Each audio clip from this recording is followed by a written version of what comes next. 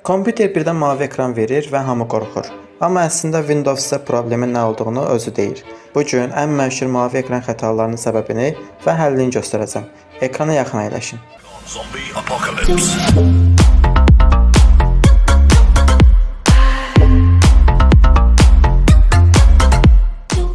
Mavi ekran o deməkdir ki, Windows kritik problem görüb və sistemi qorumaq üçün özünü dayandırıb.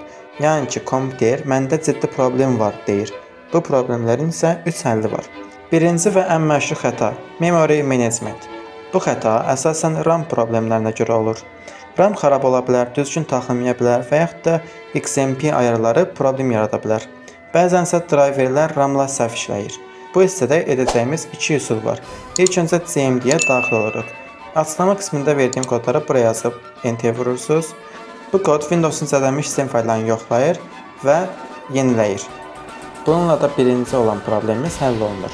İndi isə keçək ikinci problemimizə. Bu xəta isə artıq daha təhlükəlidir. Windows üçün vacib proses qəfildən dayandırılıb. Ən çox səbəbləri virus, xarab olmuş Windows faylları, SSD problemi, səhv update olunma və s. problemlərə görə olur. Bunun da həll yolunu CMD vasitəsilə edə bilərik. CMD-yə daxil olursunuz və yenə də verdiyim kodu buraya yapışdırırsınız. Bu kod Windows-un daxili image fayllarını repair edir. Ondan sonra isə ikinci kodumuzu yazırıq. Bu isə SSD və HDD-ni yoxlayır. İndi isə keçək üçüncü və ən son problemimizə. Bu xəta çox vaxt driver problemidir.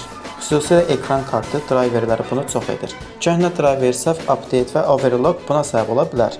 Əgər son driverdən sonra başlayıbsa, köhnə driverə qayıtmaq kömək edə bilər. Mavi ekran həmişə kompüter öldü demək deyil. Sadəcə problem sizə xəbərdarlıq edir. Əgər sizdə hansısa mavi ekran kodu çıxırsa, kommentə yazın.